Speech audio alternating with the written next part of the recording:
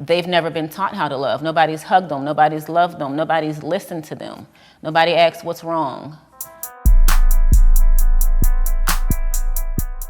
What's up, y'all? Welcome to my first podcast, Real Talks with LR. I'm definitely excited and thankful that you guys are here, so let's get into it. Y'all, what is going on with Jonathan Majors? This is the same man that was just flying high in Creed 3. He just finished up with Marvel, and now people don't even want to hear his name. When I went on Instagram, and the first thing I saw was Jonathan Majors' ex-wife accusing him of domestic violence, my first thought was he's guilty. I mean, somebody riding so high with all of these people behind him, this huge fan base. I mean, I was just thinking he's full of himself. Of course he's beating his wife. He's guilty, just like the rest of them. You know, they get the fame, they get the money, they get the people, and they do whatever they want. And so initially, I just knew he was guilty. You tend to see something in the news and you automatically think it's true, especially if you've never done your research to really know, what the motives are behind the news. And then also, if you've never been in the news yourself, you don't even have a clue that they fabricate the story.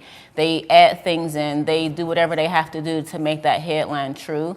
And it's just human nature. You see it, you believe it, and then that's it. I felt awful immediately when I had time to just think about, we don't know what's going on the other side of that. It's her story, his story, and the actual truth. Watching Johnny Depp and his whole catastrophe with his wife, it took weeks, it took months just to prove that she was lying. And it's unfortunate because when a woman says it, then that's just what it is.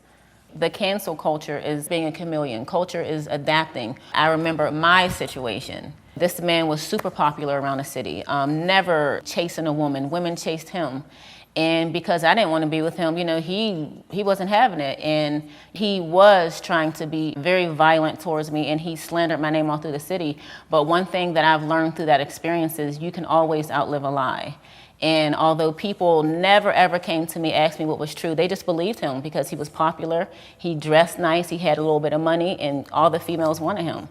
So they could never fathom, oh no, he wasn't chasing her, she had to be chasing him. I think it's just people being very ignorant in what they don't know, assuming what they do know without any hardcore, facts. It didn't affect the way that I trust people, but it's definitely opened my eyes to the red flags that I could have missed. In my experience, I've come across red flags that I didn't realize were actually controlling. I thought it was very cute when this individual wanted to come see me just to give me a hug. I'm a very busy person. I have a full-time job. I have 2 teenage kids who are just as busy as me. And I just thought, okay, he knows I'm busy. He wants to just come by and give me a hug and, oh, this is cute. And next thing I know, it's every day. Then the next thing I know, it's wherever I am, he's popping up without me even inviting him. So, I thought, okay, he's really being intentional. He's really being serious about what he wants. And I thought it was cute. And then as long as I went along with it, we were fine. When I told him I didn't want a relationship, then a whole other person was rebirthed in this situation who I wasn't aware of, caught me off guard, didn't know how to deal with it. But at the same time, when I thought back, all of the things that he was doing that I thought was cute and, oh, he just likes me. No, that is obsessive. It was impulsive. It was very controlling. And in the end, all it took was for me to say no. Additional red flags that I've also noticed is a man always talking down about the previous woman or women that they've come across or interacted with. Always talking negative about them, never talking about how it was them in a relationship that messed up. It was always, she did this, she did that, she didn't give me this. All of the place blaming, that is a huge red flag because in any situation, it always takes 2. For a person to not hold themselves accountable even after the fact when it's over, usually that's when a person has learned when they're not in this situation, but to not be in it and still blame the other person, that is also a red flag. Nobody's perfect. I think violent men and women are created through their childhood. I think it boils down to being raised on love versus survival. When you're raised on love, you're patient, you're kind, you treat people fair, you have people's best interests even if you don't know them. When you're raised on survival, you are always looking for what you can get, what someone can do for you, how you can get this next, whatever it is that you're looking for. It's never, what can I do for this person? Oh, I love this person, how can I show it? When you're operating on survival, you are literally operating on, I don't know what my next move is. I don't know how I'm gonna get it. I don't even know how to be myself to be loved and get loved. I have to manipulate people and act like a different person because they've never been taught how to love. Nobody's hugged them, nobody's loved them, nobody's listened to them, nobody asks what's wrong. Fear of abandonment could be a huge underlying issue in violent individuals. I remember when I was in high school and my boyfriend, it would be time for us to leave, and I would jump up and down and cry like a baby. That's not fear of abandonment. That is control, that is immaturity, that is emotional, and, just pure childish. I think, when people have a fear of abandonment, they don't even get close to people. They're scared to even get attached to people because they're afraid that they will leave. They're afraid that, their true selves will push people away, so they're scared to be themselves, which is why a lot of people pick up a persona. And you know how they say when you meet somebody, that's not them, that's their representative. A lot of people with the fear of abandonment, they will hide who they truly are just because, they're scared, like, oh, what if they don't love me? What if they don't like me? But when you're with someone, when you care about someone, when you have their best interest, when you love them, when you're in love, you take them as they are. And not to say that, oh, okay, this man's an alcoholic, he likes to get drunk on the weekends, but I love him.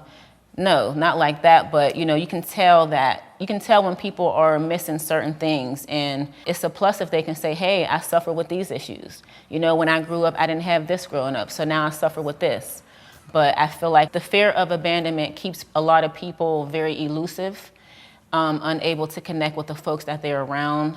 It's all under a false persona that they put together with the hopes that people will like them.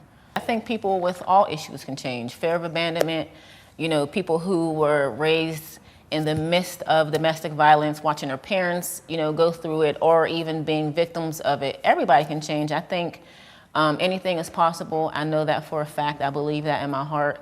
And I feel like the first step to change is actually knowing what you need to change and coming to terms with this, whatever it can be, and just knowing that, the hardest thing is to admit it.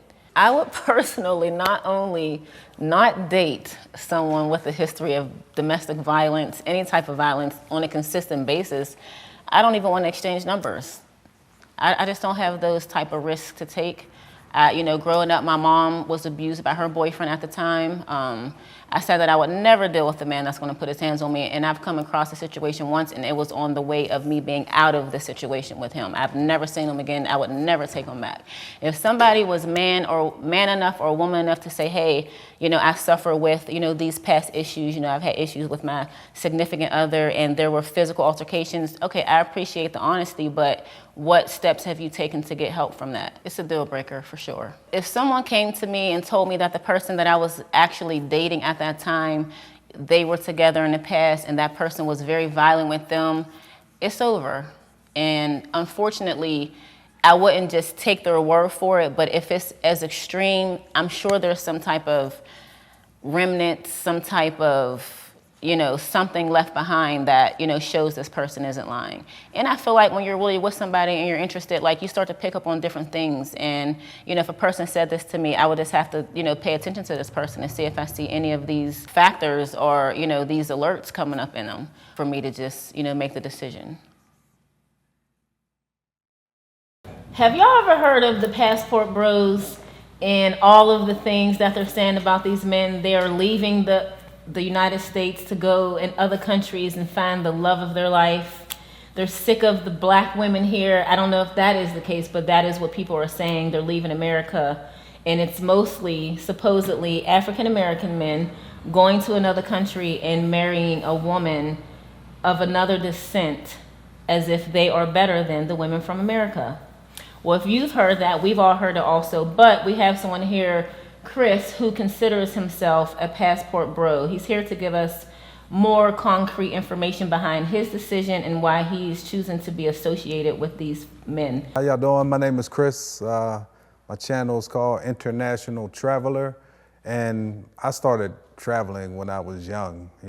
I was in my 20s when I started traveling. So there was no passport bros when I was traveling out of the country. I've been traveling. First, I started traveling, all across the United States. So I think I always was the type of person that liked just going places, just learning new things, seeing new people, meeting new people. So my traveling experience was just that. It was to experience different places. And, the love thing, of course, you meet people wherever you go. The end goal for me is to leave America permanently. I don't like the direction the country is headed in. I don't like the politics in the country. I don't like the mindset in the country. I don't like the hatred in the country. So there's a lot of different reasons why I'm traveling. I can't speak for every passport bro, and I'm not, nobody said, hey, you've been inducted into the Passport Bros organization. It's not like that. So I consider myself just a brother with a passport, and Passport Bros made sense to me. So whoever made that term out, kudos to you. Okay, Chris, where's your wife from? My wife is from Santo Domingo, the capital of Dominican Republic. Nice, okay.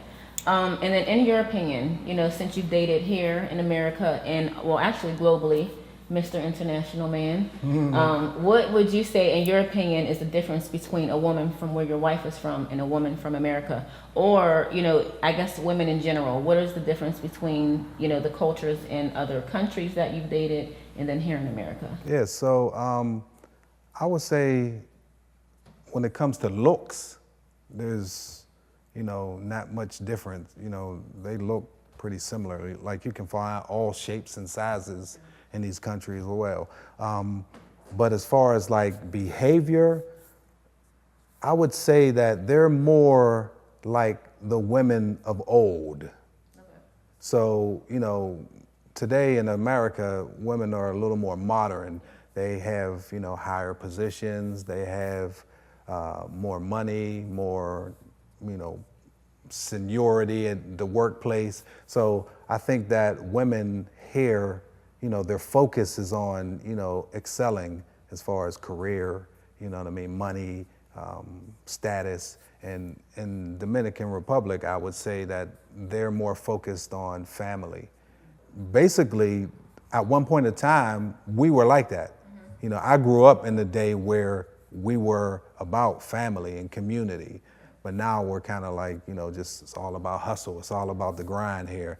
And they're not on that. There are some places in Dominican Republic where that's the mindset as well, but they still have that family structure. The family structure in most of these countries is very strong. I was married here, so I was married to a black woman here, and things didn't go well. And that's a common thread that is, being weaved throughout America, whether it's the black community or white community, marriage is on the decline here in America. So when I got a divorce, I said, you know what? I'm going to date globally. Yeah. You know what I mean? I was dating here. I was dating in Africa. I was dating in Dominican Republic. I was dating in Colombia, all online. So I was really trying to, figure out the best fit. No, here I was dating, people personally here. I wasn't committing to people saying like, oh, well, we're exclusive, or, I wasn't playing with anybody's emotions or feelings or anything. I wasn't getting physical with women because, I believe in the Most High and I'm trying to do the right thing for, the first time in my life. And so I wasn't doing anything to hurt anyone. So I was literally just looking for the best fit for me. After experiencing a failed marriage, that kind of affects you. And you want to make sure you do it right the next time. Like I wasn't looking to be a forever bachelor after my first bad run at marriage. You know what I mean? I wanted to have a wife. I wanted to have a family. I wanted to have children. And I was simply looking for the best option. And it just so happens that you found her in the Dominican Republic. I found her in the Dominican Republic, yes. Nice. All right, Chris, thank you so much for, giving us a little glimpse into your world. Anytime. And, I definitely came into this with my own opinion, no real evidence or concrete research. Hopefully I changed that a little bit. You definitely have opened my mind. Definitely have more questions. Mm-hmm. But I just want to say, I appreciate you coming, giving us this time to explain, more in depth for the people who have no idea, for the folks like me who see, a few people talking about it and just assume that that's the reason for everyone. So I'm glad you came here and clarified that for us. If you want to tell the folks where they can find you, your channel. My channel is on YouTube. It's called International Traveler. It's INTERNATIONOWL, not with an NAL, International Traveler. And I drop videos every week. So I try to get them out every day. You know, it's difficult, you know, being the man that I am. I'm working all the time. So I drop every week. You can get at least 3 videos a week, 3-4 videos a week. And there you have it, guys. Thank you so much for coming for the first shoot of my podcast, Real Talks with LR. You can find us weekly. And I just want to say thanks again to Chris, our brother with the passport, not a passport bro, for his time to come and explain. And I hope you all have a good evening, and we'll see you next week. Peace.